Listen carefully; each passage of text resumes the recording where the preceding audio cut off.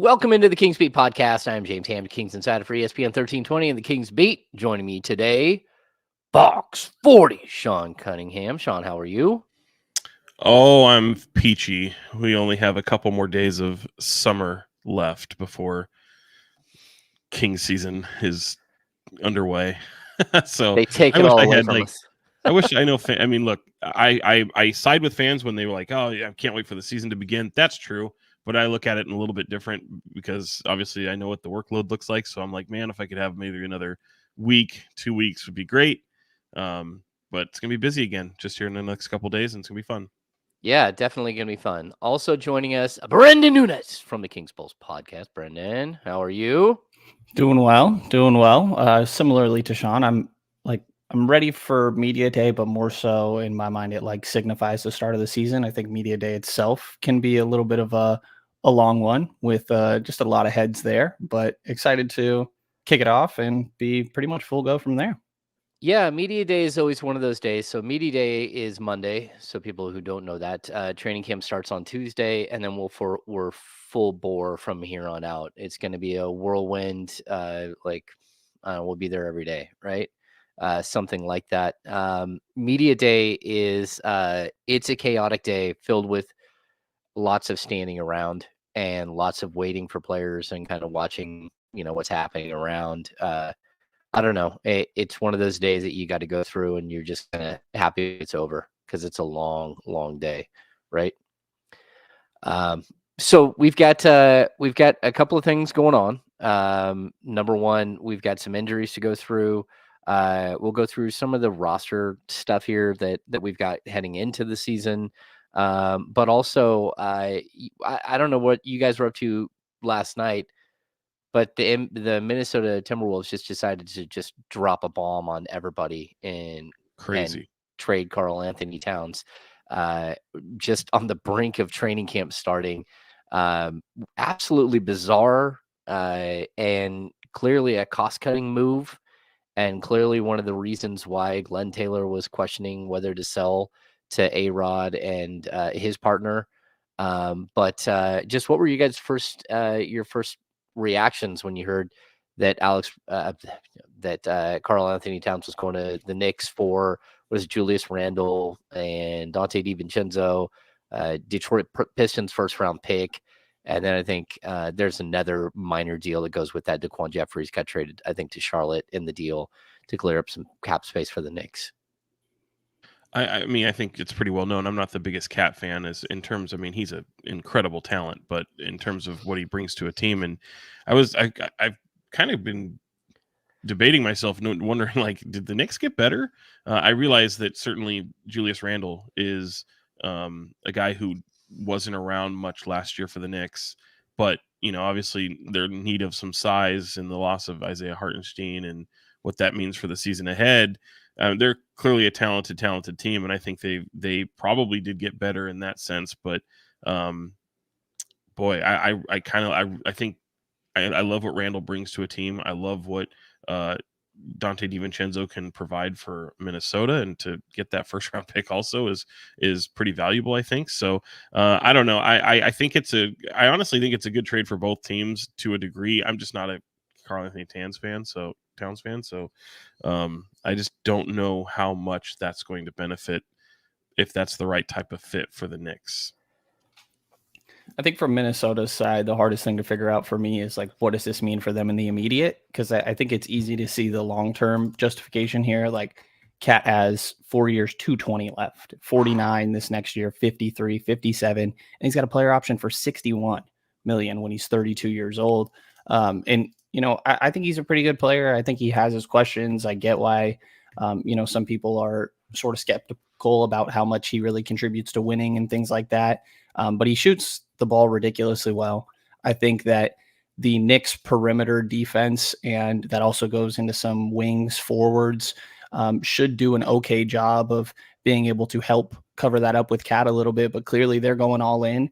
And I think it's kind of the right time for them to. Boston is really the juggernaut in the league right now. You got Philly there in the East as well, but I think the Knicks are really not that far off.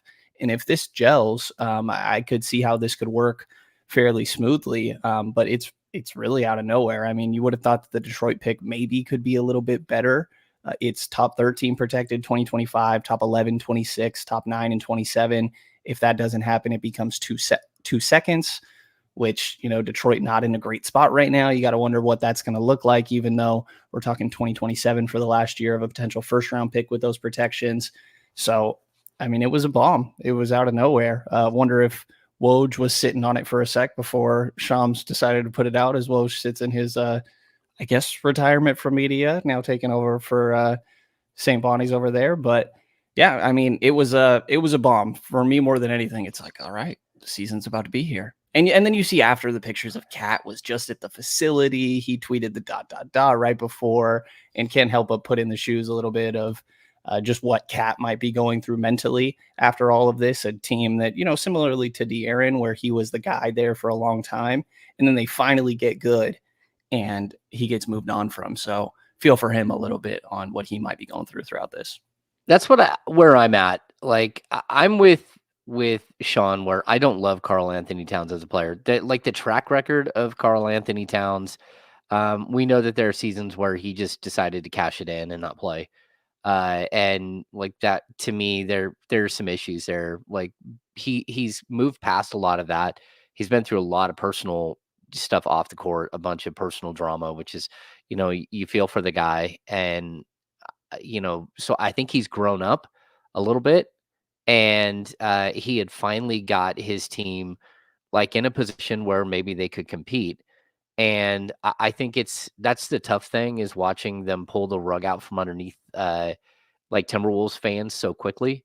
And you can like Julius Randle more than Karl-Anthony Towns or not. Like, for me, like, just the more valuable player is clearly Karl-Anthony Towns, and Dante DiVincenzo is a perfectly fine player, but on that team, what is he? He's a backup. He's a backup 1-2 with Anthony Edwards and Mike Conley Jr. there. And I think that when you look at a team that gets sold, and then they're in the middle of this whole battle over how much they're getting, whether they're going to be sold or not, and I don't know what the resolution is there, but this clearly is a cost-cutting move. They saved over $8 million in cap space from what it looks like, and they dropped below the second apron, which is something that they kind of, telegraphed that they were trying to do. For the Knicks, like, look, strangely enough, this is probably their best pure scorer, right? Like, I don't know. Like, this is a pretty bold move for them, and it gives them a guy that, who defensively, you now have a bunch of players around him that can really cover for him. He is going to be the man in the middle with Mitchell Robinson out, and I think it's interesting, at least, and it's clearly an all-in move by the Knicks that kind of looks like a much more expensive version of what the Celtics did last year with Kristaps Porzingis, which really worked out. So I don't want to hate the move for either team. I feel bad for Minnesota Timberwolves fans, because you're hitting a reset button at least a little bit here, and doing cost cutting when you got a team that's probably was ready to compete. What do you guys think this means? I think financially, though, I don't really look at it that way. As Brenden mentioned, getting off of that money, which I think we were talking about before last year, you're looking around, and there's several teams that just had media day already. One of them was the Warriors, and it was interesting to hear from Mike Dunleavy, who was talking about how they're looking at their off season and how they're looking at their financials. And it's what we were kind of talking about with the Timberwolves even last year. Now, granted, they had a fantastic season, but you knew they weren't going to be paying all that luxury tax going forward, and especially, and as you mentioned, and laid out with the ownership changes and how that's going, which is really borderline toxic. I would implore any fan who isn't familiar with what's going on up there between the two ownership playing out between Glenn Taylor, Alex Rodriguez. It is very toxic. It's going to be litigated. It's going to be crazy for the next year, maybe two. But they had to get off that money, and I think they do so with keeping some pretty incredible talent still around them for the way Chris Finch likes to move their system. You can argue, what does this do for perimeter shooting? You obviously have to find some of those things.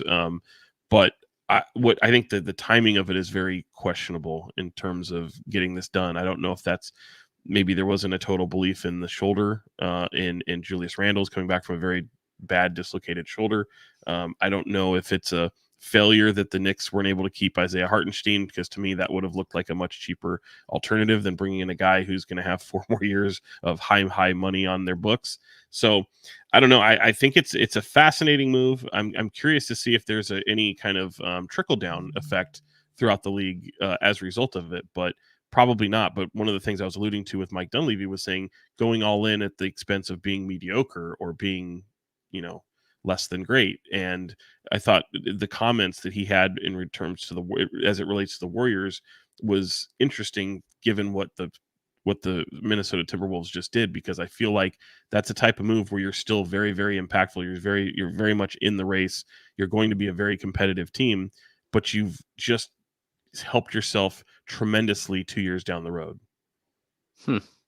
Yeah, I think it's interesting, and we're gonna have to wait and see how it plays out. I do think that Minnesota took a step back. Like I don't think there's any question, because the continuity of what they had built there for the last 2 years, how they had become like a really, really functionally good team and were one of the top 3 teams in the West. I would have liked to have seen it play out like at least one more year before hitting the panic button. I get not paying the luxury tax, but I mean the Knicks are like saying, okay, we're printing money over here, we're just going to pay whatever. And so that's one thing. Just so everyone knows, we are doing a live show here. Welcome in everybody on YouTube. It's good to see everybody in here. Stephen Castaneda, Germs, Russ Dog, Michigan, Jess, Tyler, Dave Garcia. It's good to see everybody jumping in the chat, hanging out. We're going to be with you for about an hour today, maybe right around that. We'll take some questions and all that. But we're kind of doing the build up to training camp and just rehashing the big trade that happened last night. Brenden, do you think that Minnesota does take a step back, or do you think that this is going to be sort of a lateral move early on? I think they do take a step back. I mean, I think Randall's a big question mark, obviously. I'm not a huge fan of his game. Like I like the physical aspect. I think that he brings an edge to a team, but I question sort of the spacing, specifically with him next to Rudy Gobert, I think is a big question mark. I believe that he had his career high in Sacramento, and he did it off a ridiculous amount of threes. And I'll never forget that game for what it's worth. But for the most part, I mean, I have a lot of questions on what that's going to look like. But when it comes down to it, I mean, it's Anthony Edwards' team. And I don't know it seems like based on this move, they didn't think this current team was good enough to win a championship. And you probably have the hardest piece in eventually reaching that goal, which is your number one option. And I think Ant is good enough to be that. We're only seeing the beginning of his career. It's kind of funny that they're just surrounded with some Utah Jazz guys with Mike Conley, Rudy Gobert, Joe Ingles still sitting on that roster. But some of the young guys are interesting there as well. They just traded up in the draft for Rob Dillingham, who's an interesting prospect. Naz Reid is going to get more run now, who anytime he's got an opportunity, he's really taken advantage of it. I think Nickeil Alexander-Walker and Dante DiVincenzo gives you really, really good perimeter defense. And maybe Jaden McDaniels gets to take another step offensively, like we've seen some flashes of, but just where was he at in that pecking order? So I think that defensively, there's still going to be a juggernaut in my mind. I don't think that Cat versus Randall really changes that much, but you're putting a little bit more responsibility on Ant, who I feel fine about, but can Jaden handle that? What's Dillingham going to look like? So I do think in the immediate, it's a step back, but long-term, I think they're set up decently. And more than anything, at this point, I kind of think Tim Conley deserves benefit of the doubt. All right. One other quick little nugget too is kind of a name from the past when the Kings were looking for, their Monty McNair, their replacement for Vlade Divac, and obviously landing with Monty McNair. But Sachin Gupta, who was in their front office, has just left recently too. So I think the timing, when I mentioned it being curious, his exit, his departure to go to Chelsea, and really kind of get out of the NBA, and then you have this move several days later, is curious to me. Oh, that's interesting. I miss Sasha Guptan leaving. Yeah, that's crazy.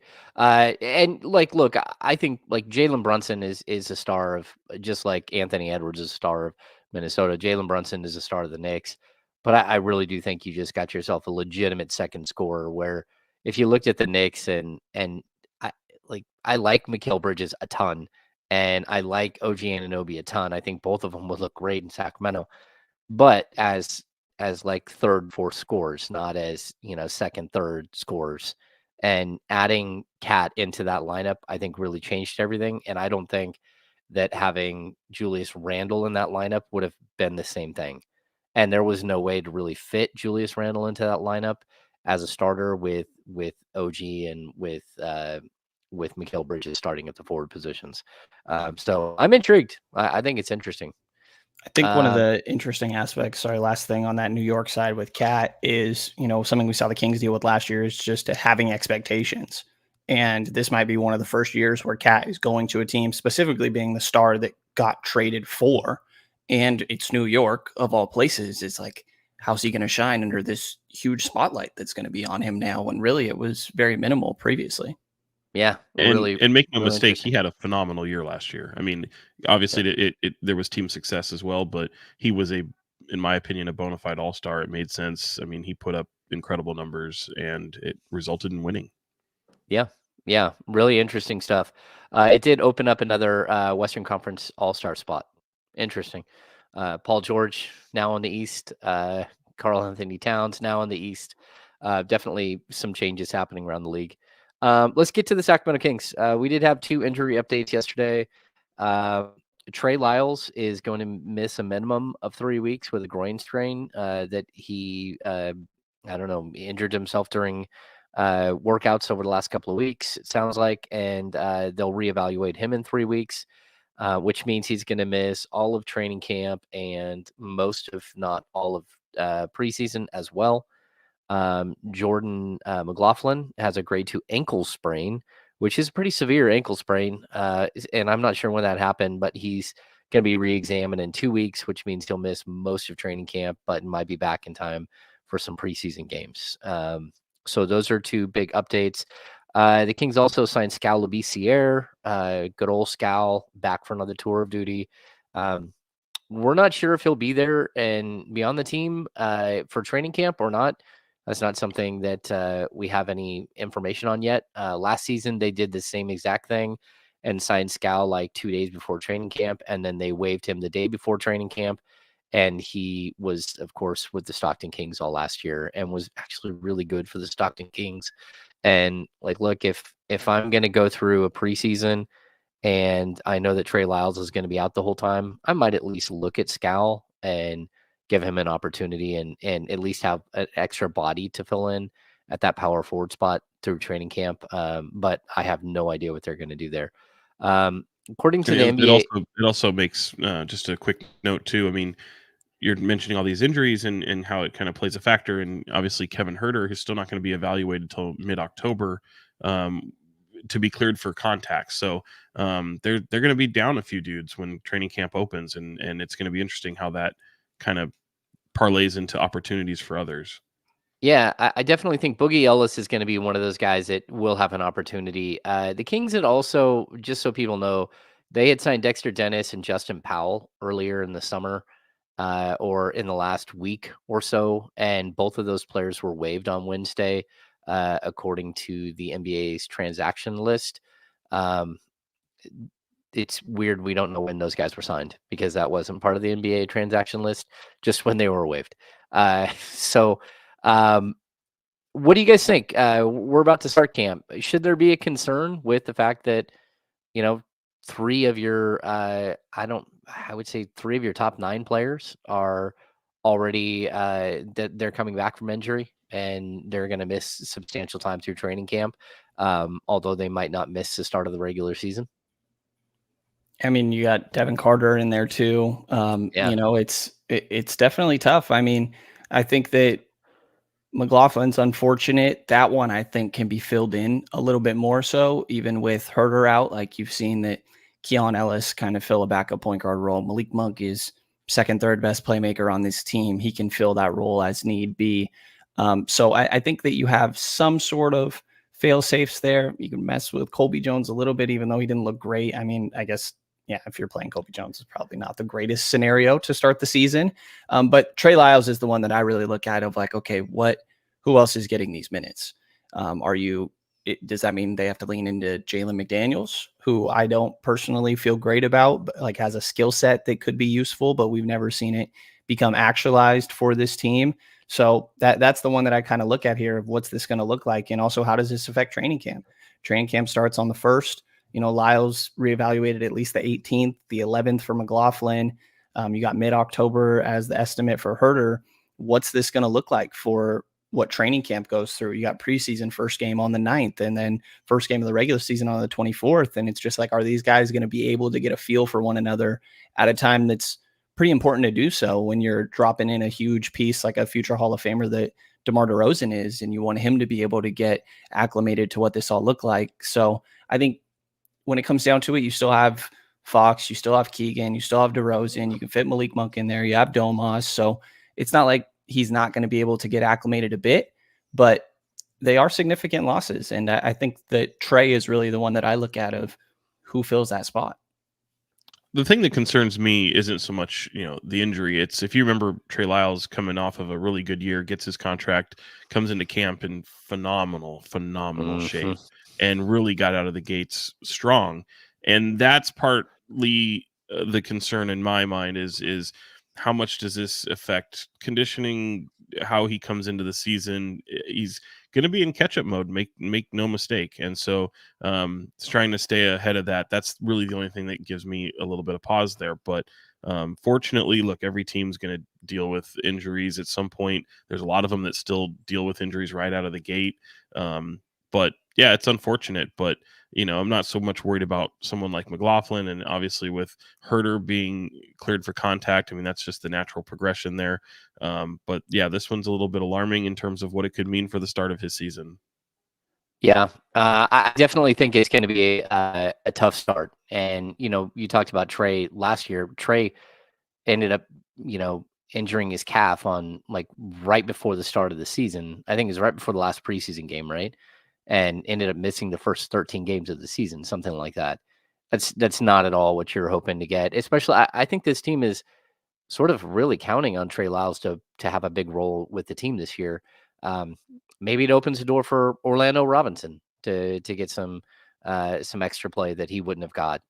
Maybe it, again, it gives you just a different look early in the season, and you'll have to see kind of how it all works out and how the team shapes up. We've got all these injuries we're talking about, but like going into training camp, and like if we're just looking at this roster from like 15,000 feet, what is the biggest position of strength for this team for you guys? Let's start with you, Sean.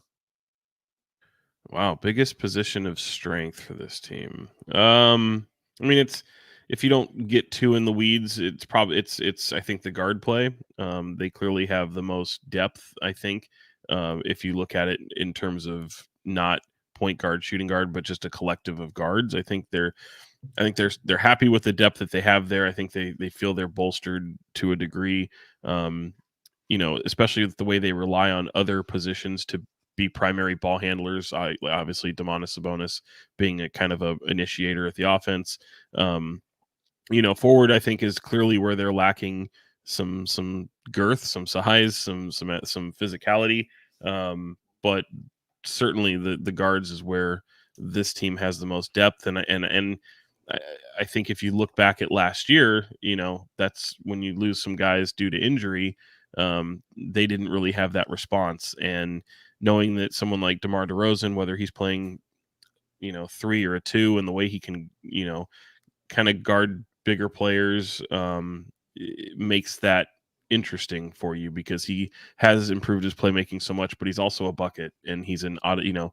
You've got 3 guys there, and with Fox, Malik, and DeRozan, who can absolutely go and get you a bucket in the fourth quarter. And I think that is a luxury that this team did not have before.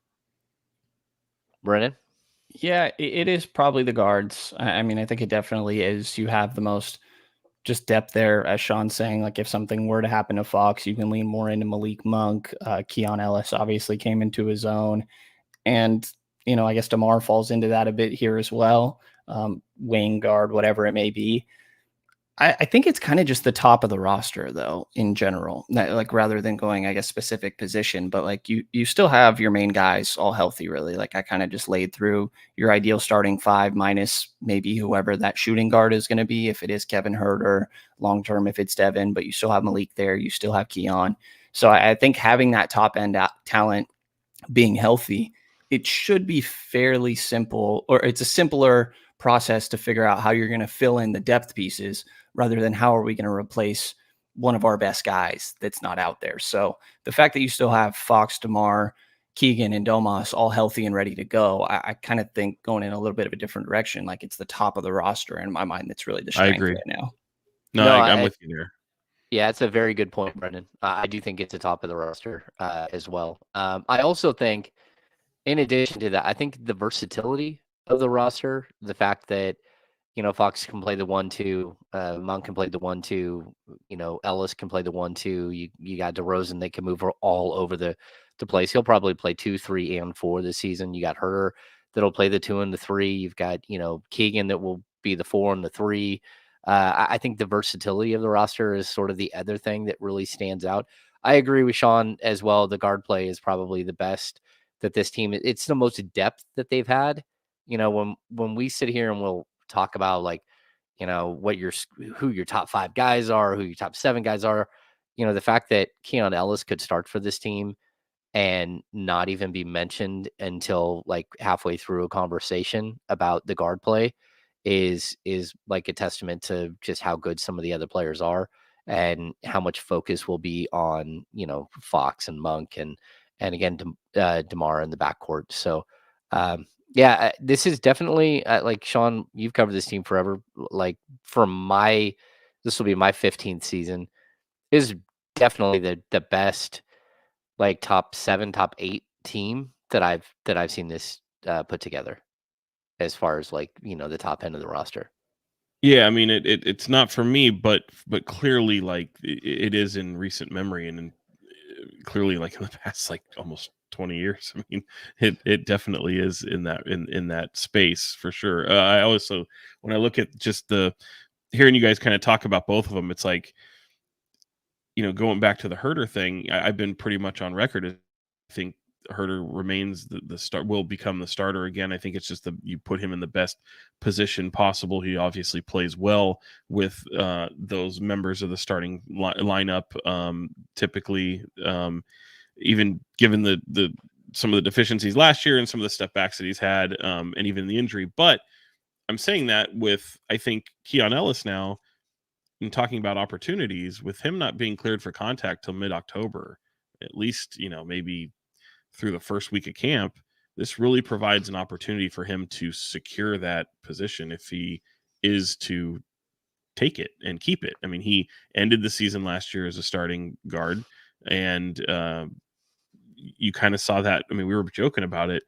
He did that before Kevin got hurt.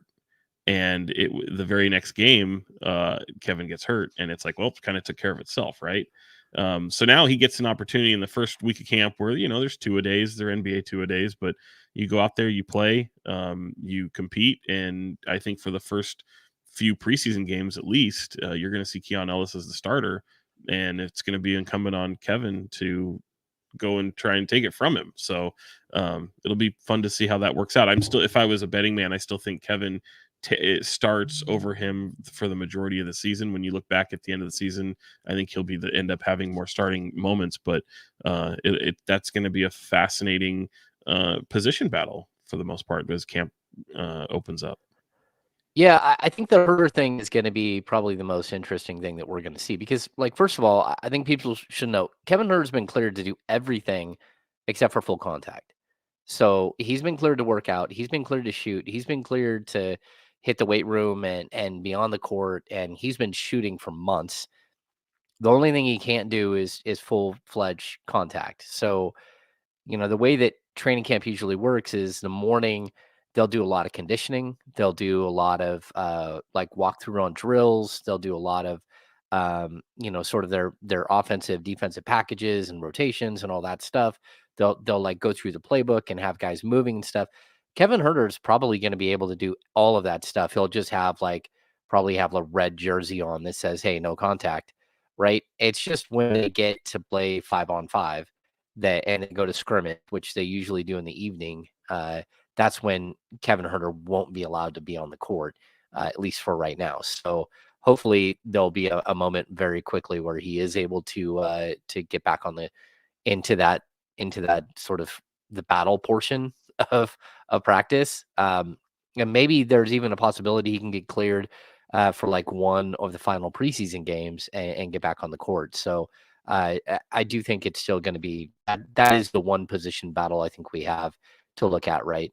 If there's any position battle on this team, it's who's going to start at the 2 and whether it's going to be Keon or whether it's going to be. I mean, I'd even throw Malik in that conversation, or it's going to be Kevin. Should be an interesting battle. How about do we have a breaking news like sounder? Oh, we have breaking news. Brenden usually makes some Oh, that was neat. How familiar are you guys with Broderick Thomas? Oh, card, by the way. Yeah, the Kings have just announced that they have signed Broderick Thomas per team policy. We do not know the terms of the deal. Truman State. You don't see a lot of people coming out of Truman State. Why do I know the name though? Has he been around the team before? He is in G League. Yeah, he's been in a couple situations with the G League. Played looks like recently with the Ontario Clippers from last year. Okay. And the Maine Celtics before that, Rio Grande Valley, and then Canton as well. So been in the G League for a few years. I imagine that's where he'll likely be to start the season as well. Yeah. Interesting. So yeah, we don't need a sounder, I don't think. But we didn't really get one. I mean, Brenden gave a half-assed attempt. That was sweet. Yeah, never mind.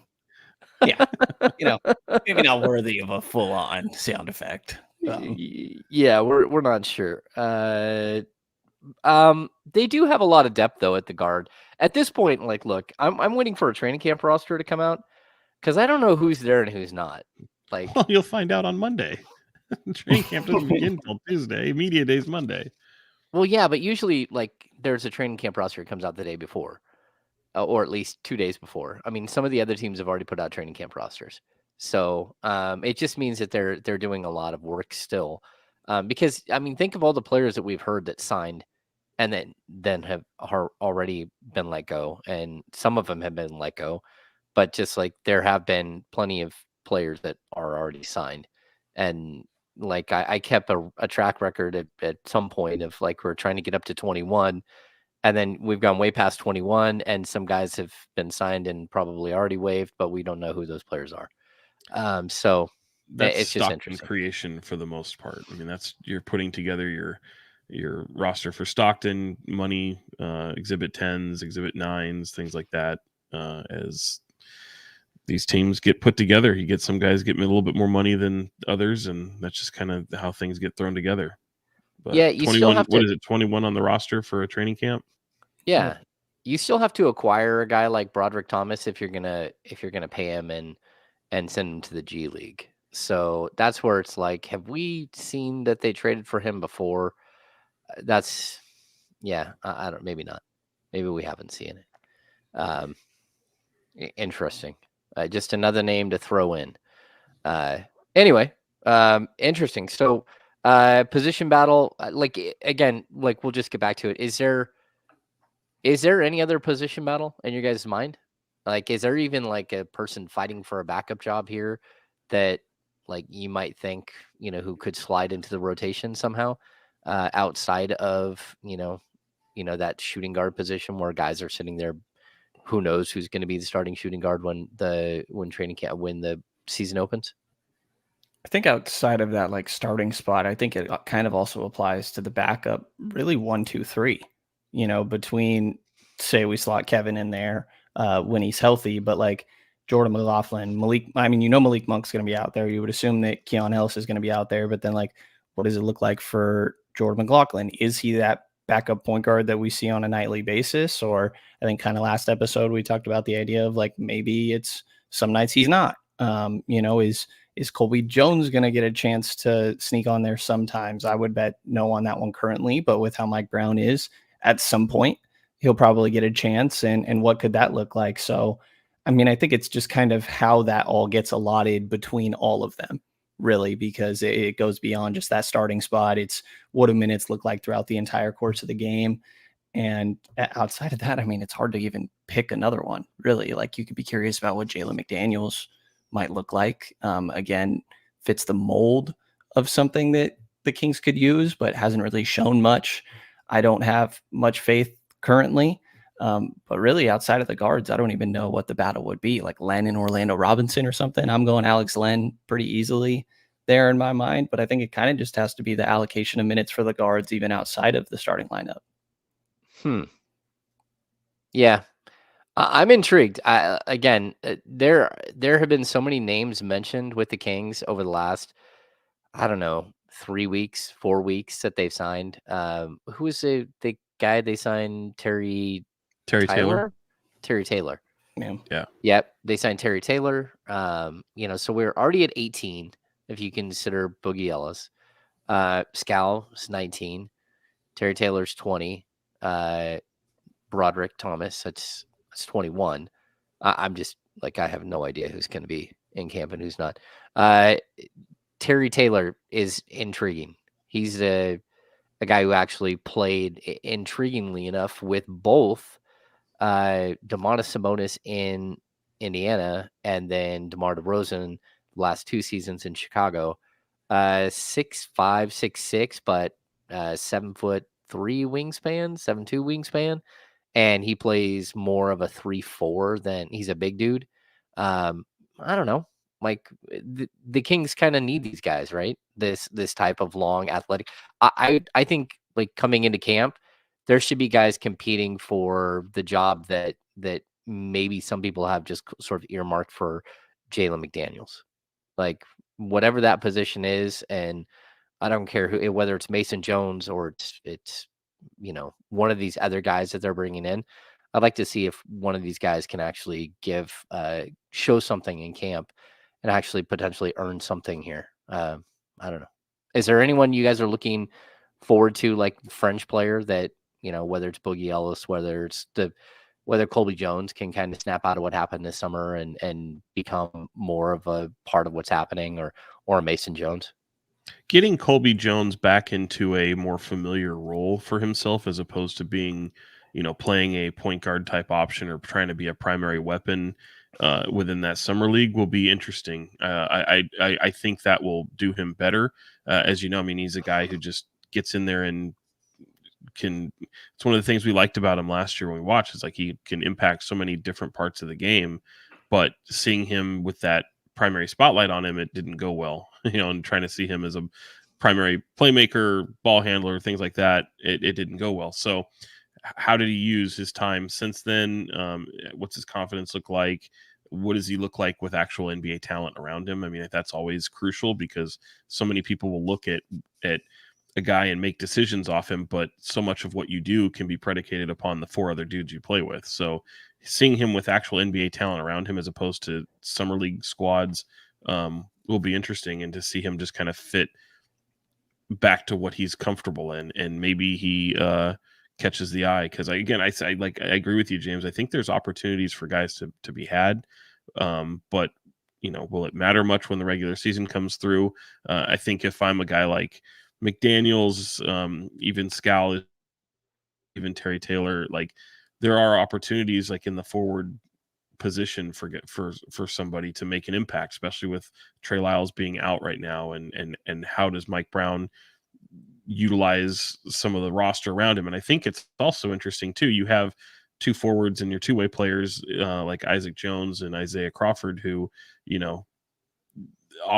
both of them offer something that you don't really see. I'd say especially somebody like Isaac, who's so raw and jumps out of the gym and incredibly athletic and quick, but can he stretch the floor? Can he maybe provide something that we've talked about where you've seen what Keon Ellis has been able to do, going from a 2-way player to where he is currently in the league.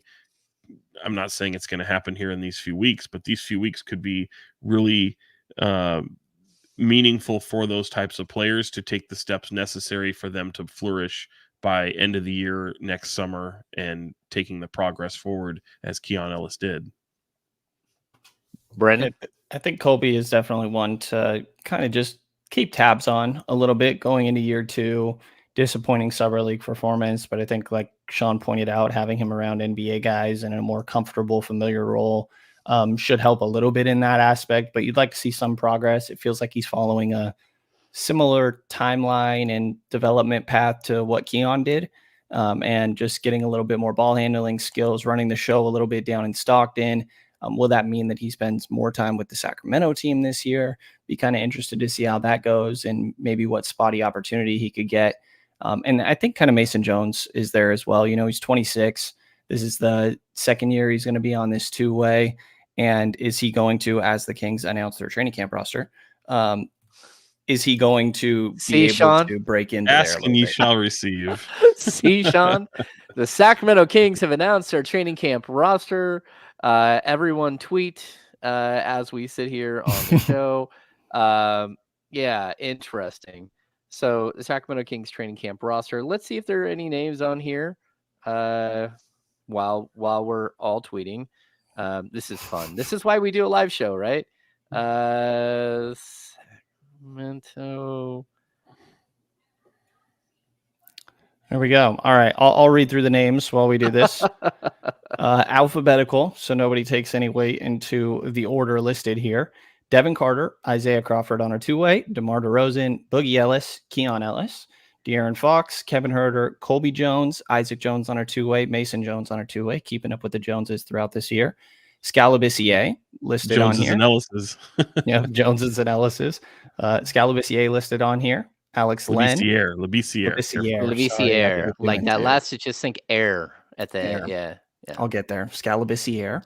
Alex Len, Trey Lyles, Jalen McDaniels, Jordan McLaughlin, Malik Monk, Keegan Murray, Orlando Robinson, Domantas Sabonis, Terry Taylor, and Broderick Thomas. Wow.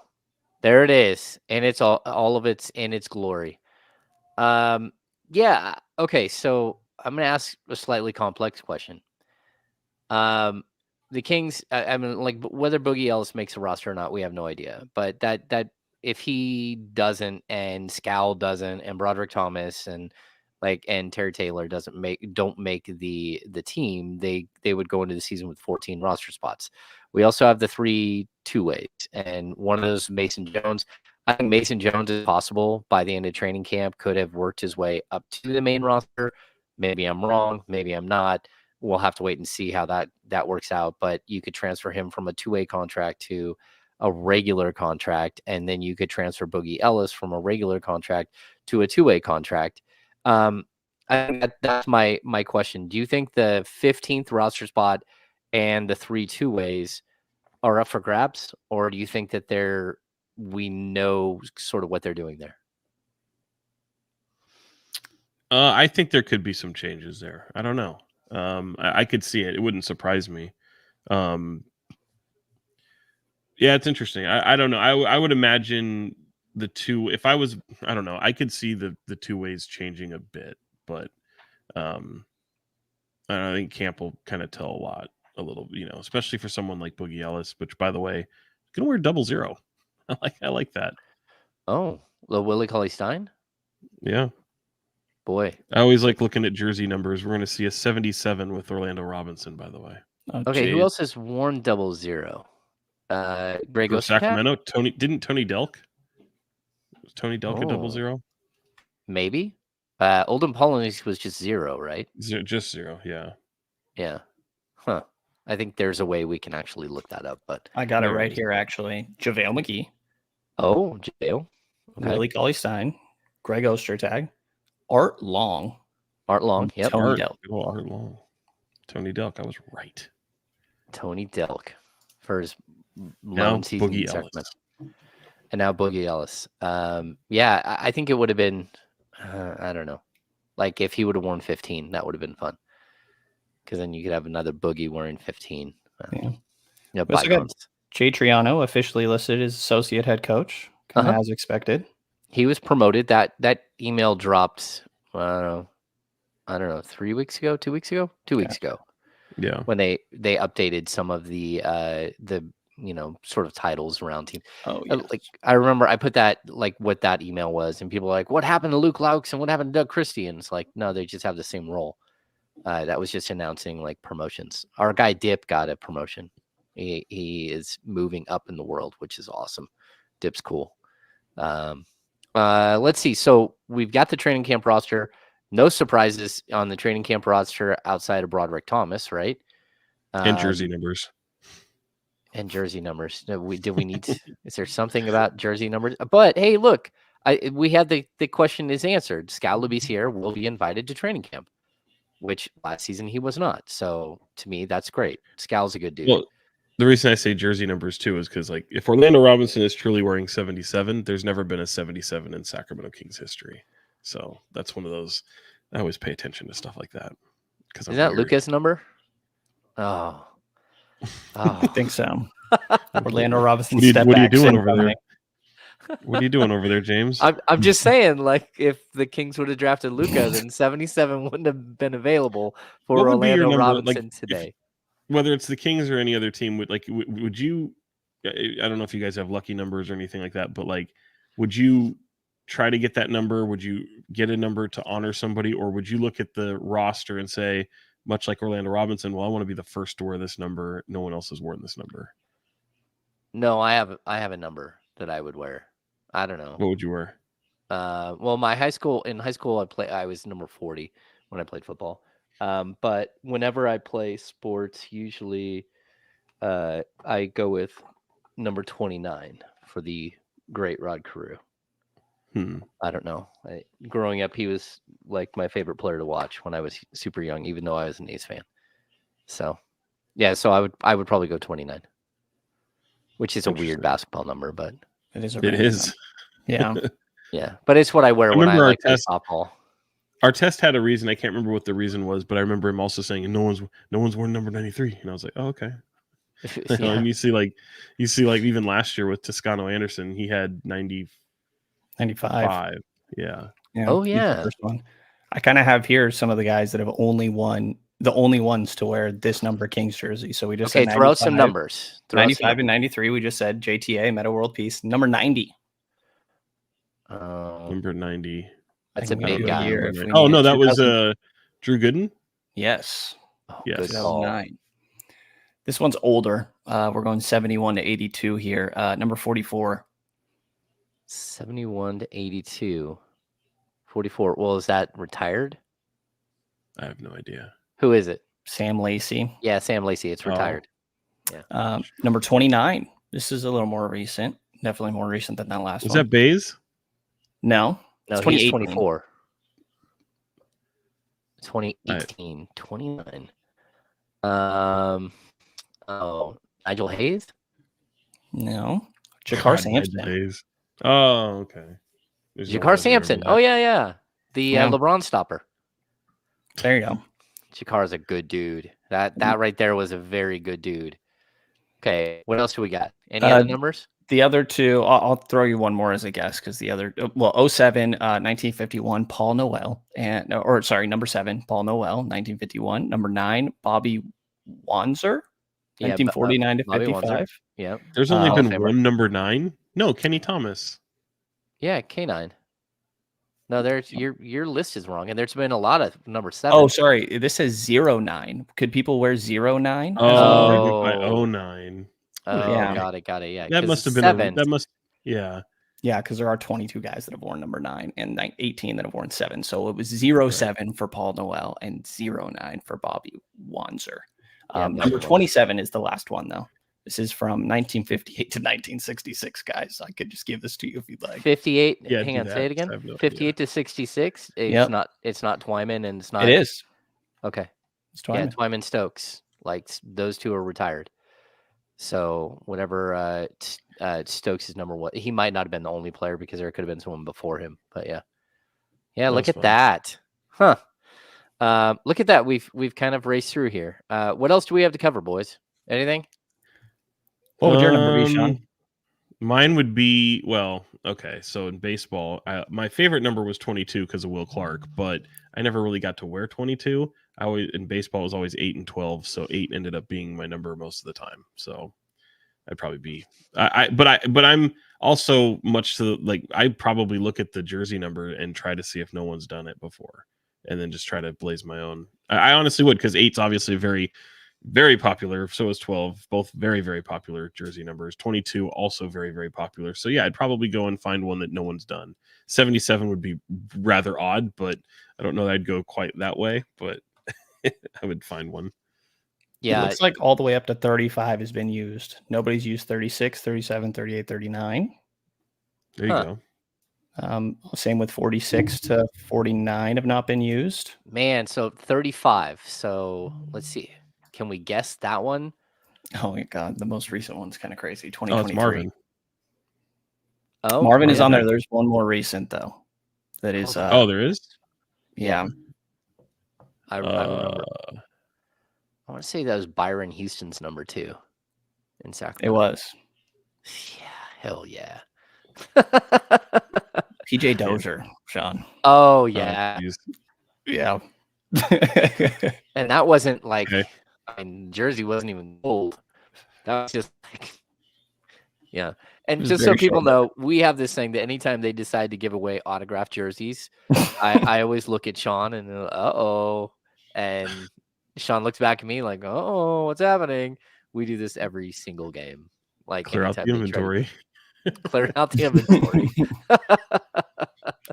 Trade's Make coming. way. Trade's coming. That's right. By the way, I don't know where we are in the show, but like we had, seems like a bunch of us sat down with Sabonis yesterday and was able to talk to him about the new Netflix series, which I think I'm the only one out of all the media that's actually been able to see it. I've seen all but the final episode. And it's if you like, receivers, quarterbacks on Netflix, Full Swing, the F1 series as well. These are the same people that have produced those series, and it's very interesting. And I think one of the things that stands out most is when you have people like LeBron James, Jason Tatum, Jimmy Butler, and Anthony Edwards going with Domantas Sabonis. And I said this on a previous podcast where I think the world is going to learn more about Domantas Sabonis because less is known, because those guys are so thrust in the spotlight that is that it's hard to find anything you don't really know about players like that. So even seeing their lives off the court. But I think the one common thread in all these guys is they follow them around from last season, and every one of them are fathers, and one is becoming a father for the first time in Anthony Edwards. And it's interesting to see that dynamic play out, especially with someone like Sabonis, who his father was an NBA Hall of Famer, or one of the greatest players there is. So comes out October 9th, and it was fun to talk to Sabonis with it. And I think he's going to have probably, and he agreed with this, I think he might have the most viral moment in the series from his Halloween costume, which is fun, that he did for his son. And but yeah, it's an interesting show. Oh, right. God. Interesting. Yeah. I'm excited. But the personalities are great. If people who love Jimmy Butler's personality, you're going to love it. People who love Anthony Edwards' personality, who is just incredible, you're going to love it. So. Excellent. Brendan's now pissed. He wants that. No, I'm making up funny costume potentials for his son. Like I'm imagining his son's dressed up as Anthony Davis or something right now, and just the jokes that'll go with dad. And let's not spoil anything. Not spoil anything. No, I'm guessing. I have not seen anything. Before we get out of here, does anyone have any questions for us? Just throw them in the chat. We've been hanging out here for, I don't know, it's almost an hour, just about an hour. By the way, did you finish DeRozan's book? No, I've been sick. Oh, well, yeah. No time like the present to read when you're stuck at home and can't do shit. Yeah, I've had like a monster headache. That's where I was all week long. So, yeah, that kind of hit on earlier in the week. And I was in Vegas before that. So Vegas, and then I got the bad headache, and it was not good. So I've been on the IR the last few days with the COVID. I've been in quarantine, people, which is why I wasn't on the insiders on, let's see, Wednesday or Thursday, and then I went from home yesterday. Yeah, I should be ready to roll though. Yeah, I don't know. Brenden, did you read it? I have not finished it yet. I've started it a decent amount, but by media day it will be finished here. I got a little bit going on this weekend. What's the last book you read? I mean, listen, I even debated movie. switching to the audiobook. I'm not gonna lie, but haven't gotten there. So it's fine. I haven't read a book in a while. People ask me this question too. I just do they? I read articles. I just read articles. Yeah. Same amount of intake total, just not really, but that's what I tell myself. I've busted through like 3.5 Harry Potter books this summer. I hadn't read the Harry Potter books, so I'm like, it's one of those series you need to read. Just kidding. It's one of those series you need to read. Like, I've read plenty of books, Sean. I have books behind me. I've read plenty of books. Right. They look like they're for decoration. Yeah. Okay. Do we have any? I don't see. What will the final roster be after camp? That's from Marcus Jones. It'll be less. Nice picture. Yeah, there you go. You know what, man? I'm going to predict that the Kings go into the season with 15 players, but the last player will be on a non-guaranteed deal, which is unusual for this Kings team. So whether that's converting Mason Jones from a two-way to a regular and Boogie Ellis becoming a two-way contract, or I do think that one way or another, Boogie Ellis will end up on a two-way contract. That would be my one prediction. Outside of that, I don't think that there's going to be any like crazy, I can't believe that just happened. That guy just made the team and no one, and he's going to be in the rotation. There's some intriguing guys, but I just don't think that that's going to be part of what happens. I think the roster will look very similar. Three most likely cuts, right, are really Broderick Thomas, Terry Taylor, and Boogie Ellis. So between them, you think Boogie's the most likely to kind of stick around? Yeah, I think the others will be around. Like, if I was to choose who would make the 15th roster spot, I would probably move, and Scal. I would probably move Terry Taylor into that as like a dark horse to win a roster spot, just because of his length and athleticism and the fact that he can play the 3 and the 4. But how tall is he again? He's 6'5", but super long wingspan, and he's like 6'5", 230. 6'4". He's like 6'4". Okay. Yeah, but he's like you mentioned, the wingspan. We get it. Yeah. Okay. Are there any major trade talks to hold? Let's see, from Josh Starkey. Are talks of any major trade on hold for now? I think it's going to be a wait and see on all that. Like, what do you need at the trade deadline? What do you need between now and then? Is there a way to increase your talent? Is there a player that fits your roster better? For today, I don't think the Kings have the answer to that. And I don't know if Kyle Kuzma becomes available, but if he does, the Kings have sort of what they need to go get him for the most part. Let's see. How about this one from Steven Castaneda? What do you guys think about this? Do the Knicks have enough to beat the Celtics now? I mean, they have a shot. I think that some of the wing defense they really have, I don't know that I feel that much better about their chances now than I did before.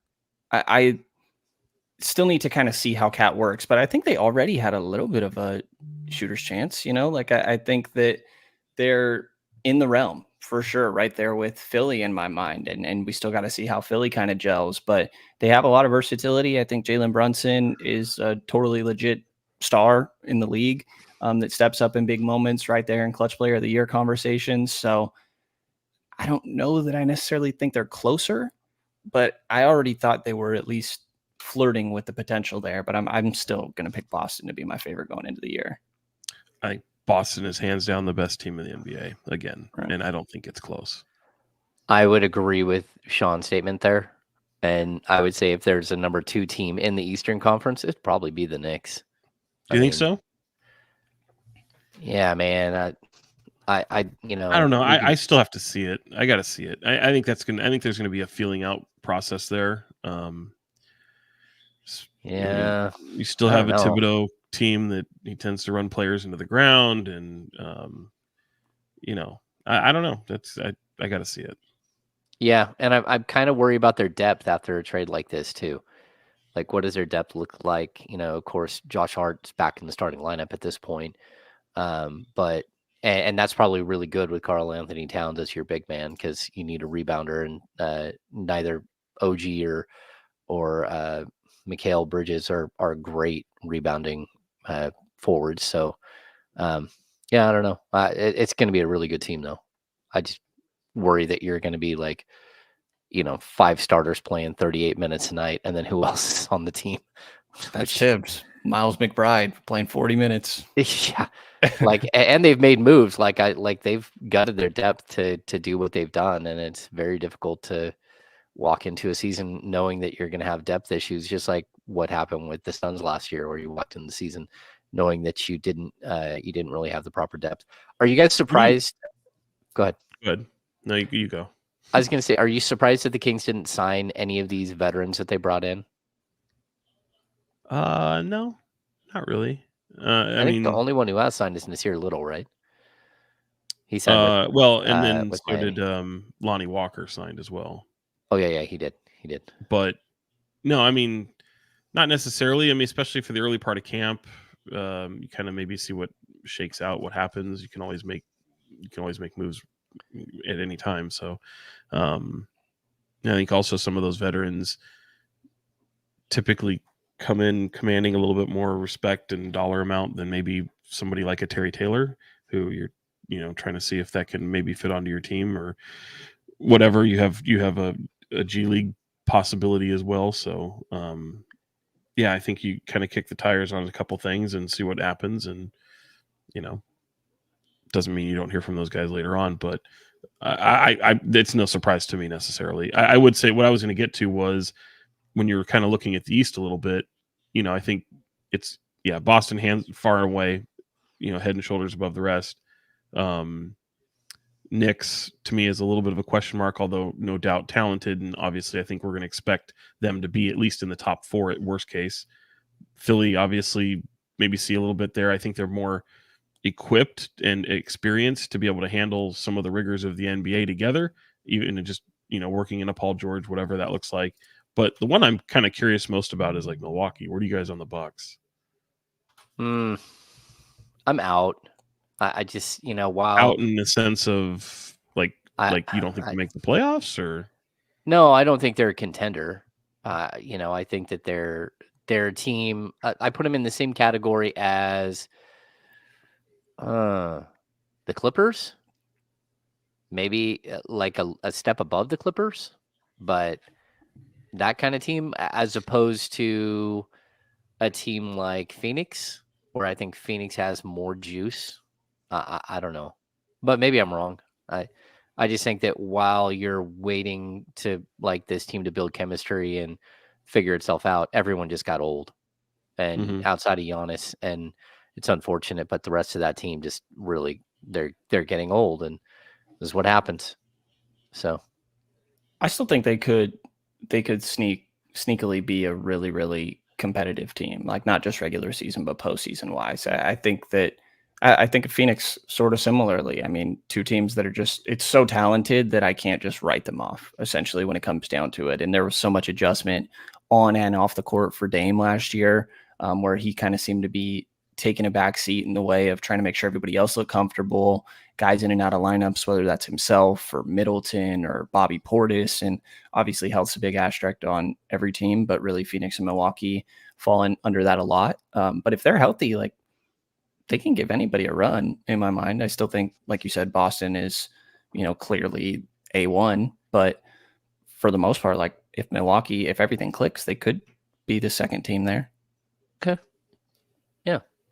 All right. Let's, basically we did the business of basketball, That's when we take questions, when we're doing a live show. So we didn't need Brendan's sound effects. Did you have it ready? No, I didn't. Already kind of pre-decided that I had nothing today. Just don't have the juice, Yeah, Damn Sean it. just makes fun of me every time and never chimes in, so I'm just getting over it. He's just such a buzzkill over here. I can't take it anymore. It You makes me fit laugh such a every role time. on the team. Yeah, what's your role? What's going on here, man? I wear the hat. Gosh, yeah. He's the curmudgeon of the group. right. I wear the hat. I'm the overly realistic one that people get angry with, and then Brenden, you're the guy who doesn't know anything about any movie that anyone's ever watched ever. Oh, by the way, And I've you- seen some weird fucking movies lately, guys. Uh-oh. Oh my goodness. Like you're getting into kind of like award season in a way. It's a little bit too early, but there's some stuff that's like bubbling to the surface. And so I was like, oh, I'm going to kind of get a jump on some of these. And I saw The Substance. Oh boy. Don't know that I could recommend it to a lot of people, but if you're into specific genres, specifically like maybe sci-fi horror, this one is kind of considered body horror. Boy, that's a wild movie. Body horror? Yeah, so like if horror, you like, just to be clear. It's a type of genre. So if you think of like The Fly, right? Like which you've never seen, but Jeff Goldblum who becomes a fly, right? And he's whatever, dealing in reality. The stuff that deformities and stuff that happen with the body, like there's maybe there's an alien inside of you or something like that kind of stuff.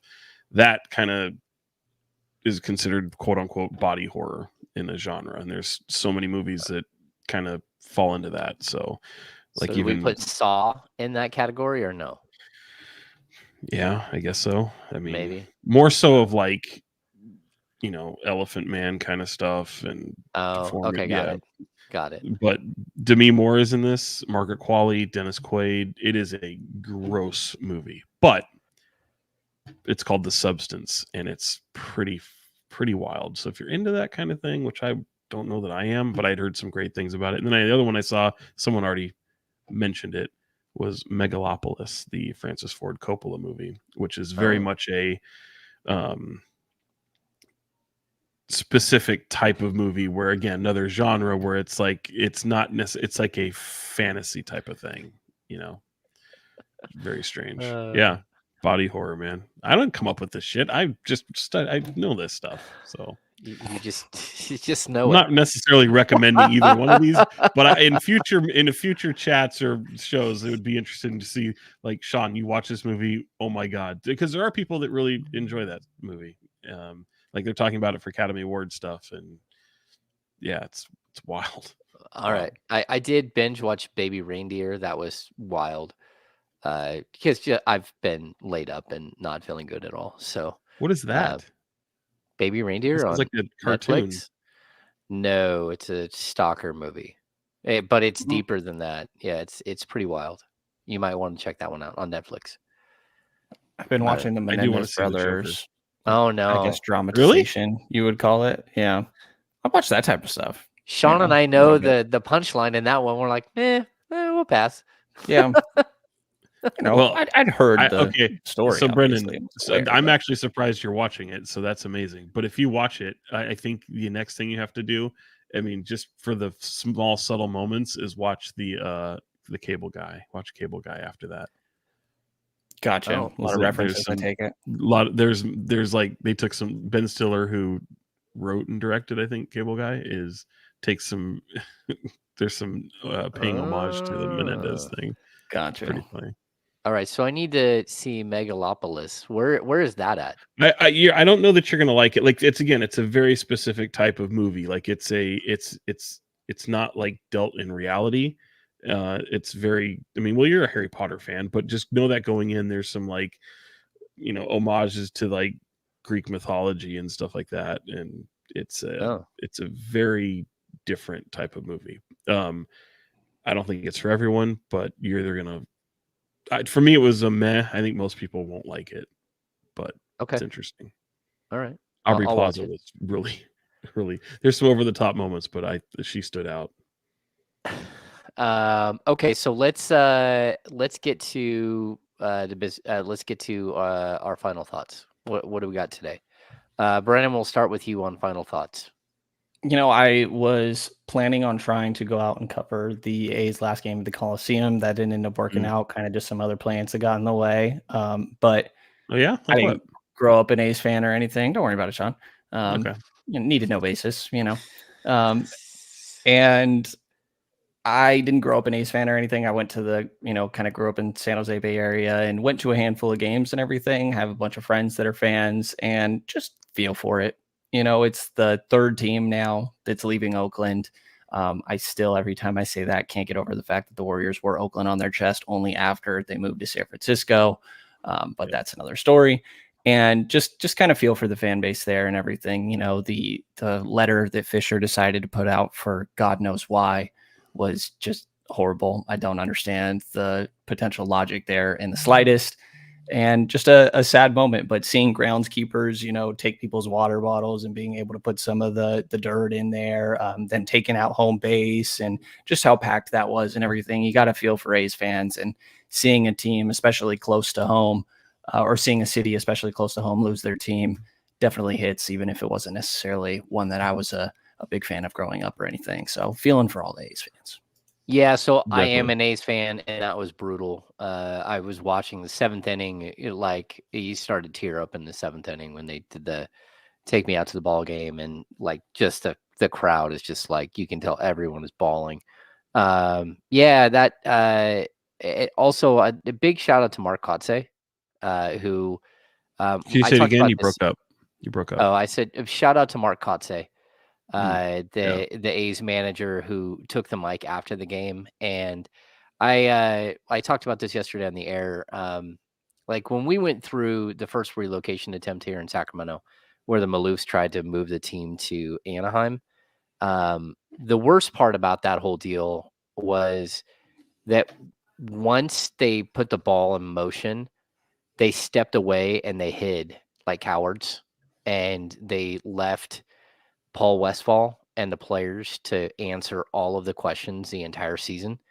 And it was brutal. And the toll it took on Paul, and how professional he was the entire time, and how, a guy who had played in Seattle as a player, who had coached in Seattle, who had roots there, but understood the gravity of what was happening and was such a pro the whole time. It really reminded me of Paul.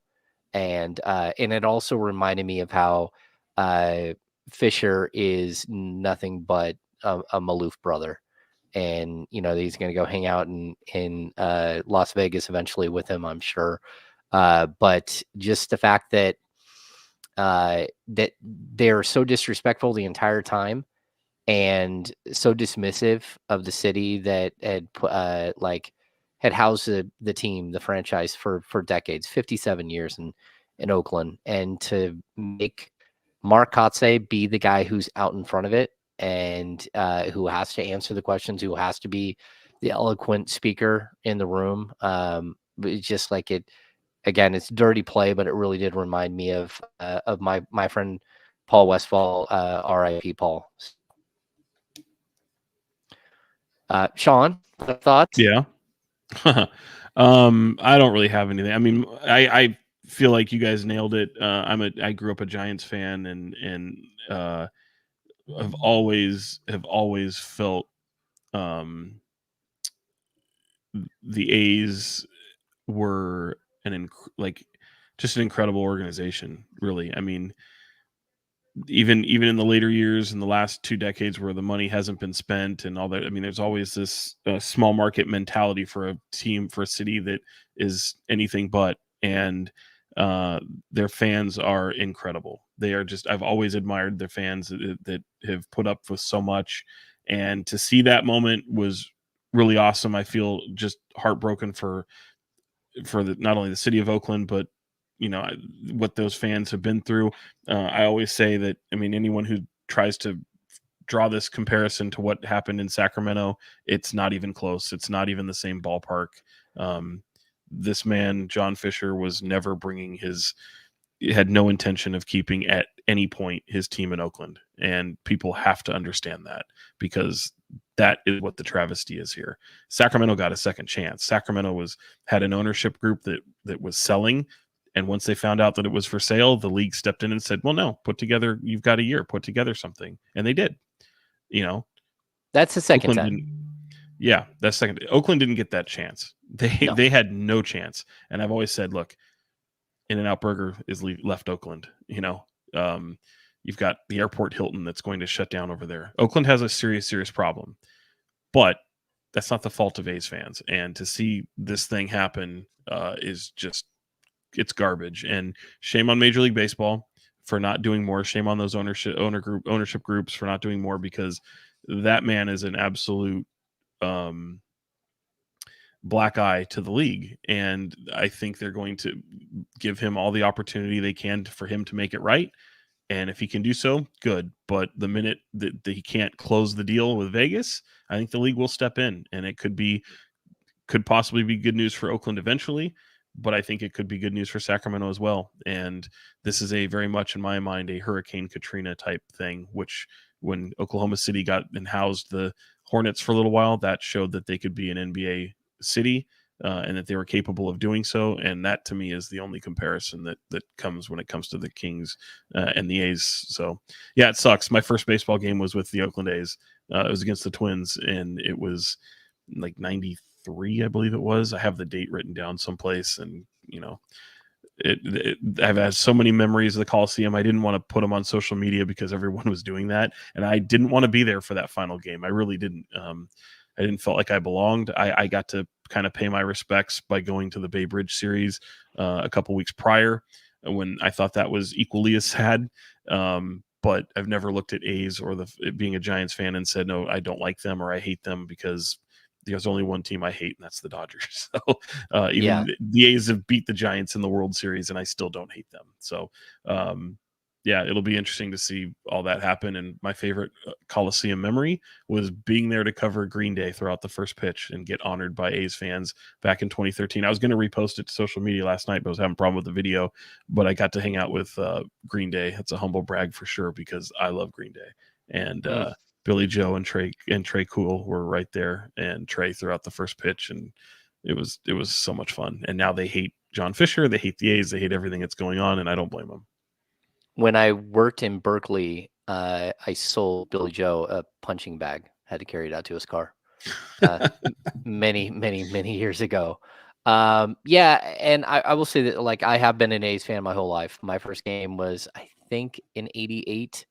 My uncle took me and all my boy cousins to a game, and we all sat in the sun. And I walked down to the field in pregame, and Lou Whitaker and Alan Trammell signed my little notepad, and I handed 87 Tops Mark McGuire wood border over the dugout to McGuire, and he signed it for me and gave it back to me. I still have it in my safe upstairs. So yeah, I've been an A's fan forever, and it's just brutal to see. And I'm excited to see them in Sacramento.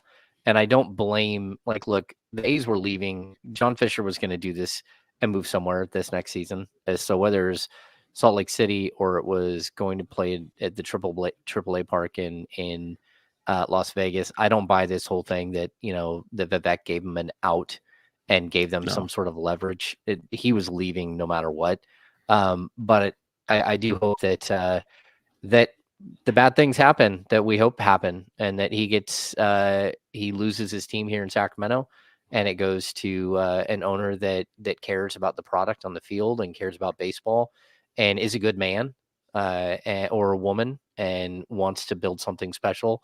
And hopefully that's here in Sacramento. So, and not in Las Vegas, which I don't think will work at all. That's just gonna be a nightmare. Lastly, I did go to Vegas last week. And if anyone, like, I didn't stay on the Strip. That's typically what we do. We stayed in downtown. That was such a cool experience. I highly recommend it. Like, go for a weekend, stay in. The gambling is better. It's like way better. It's way cheaper, way better odds. Table limits are all lower. But also it's just like a really, really cool vibe in Vegas. As opposed to the Strip, where everyone is just like moving from one giant casino to the next and walking like a quarter of a mile to a half mile to each building. It's just kind of like a really cool vibe. Cool. Last thing I got. Yeah, what do you got? Frankie Cardicelli, my guy, coworker, getting married this weekend. So shout out to Frankie. Yeah. Happy Excellent. For him, Allie, and yeah, everything they got going on. So shout out Frankie. Sweet. So they're getting married this weekend or next weekend? I believe it's this weekend. I believe Oh, they're very local cool. this weekend. Very Now that he's cool. married and a father, I think we got to call him Frank. Frank. Well, Hey, Don't Frank. think we can I call go him Frank Lynn. Whenever he's acting like an old man, we go full name. And But that's all the time, first of all. yeah, for sure. I use it very often. Franklin always reminds me of the turtle on like the cartoon Yep. turtle. Yes. Franklin. Yeah. Francis. So, let's just call him Frank. Auntie Francis. I'm with Just you. call him Let's Frank. call him Frank. Yeah. There you go. Awesome. All right. Well, hey, everybody, thanks for tuning in. Give us a thumbs up, give us a rating and review, subscribe to the channel, do all that good stuff. We'll be back this coming week. We've got training camp starting. We've got media day on Monday. We've got training camp on Tuesday. Sean, Brenden, and I are going to see a ton of each other over the next few days, and it should be very, very exciting. We'll have all kinds of content rolling your way in the upcoming days. So for Box 40, Sean Cunningham and Brenden Nunes from the Kings Pulse podcast. I am James Ham, Kings Insider for ESPN 1320 in the Kings Beat. Thanks for tuning in to the Kings Beat podcast. See you later this week.